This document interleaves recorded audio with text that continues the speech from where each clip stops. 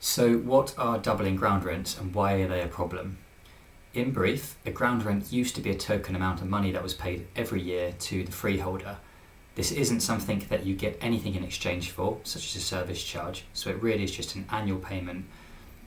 Now, these used to be token amounts. What's happened probably over the last 20 or 30 years is that freeholders have slipped higher ground rents into lease agreements, and in some cases they double.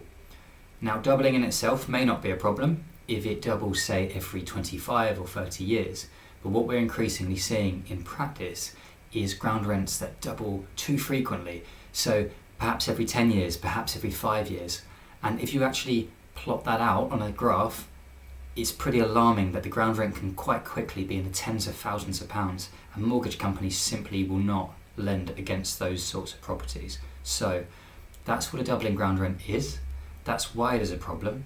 In terms of how we solve that problem, this is something that you'd need to take legal advice on, but it's usually done by a deed of variation, where you agree with the freeholder to remove the doubling ground rent, perhaps replace it with something less aggressive, or to remove it entirely. Or if the freeholder won't play ball, most people always have the option of serving a Section 42 notice, which will extend the lease, whether or not you need to extend it, but crucially, removes the ground rent to a peppercorn. And that gives you a much more saleable asset.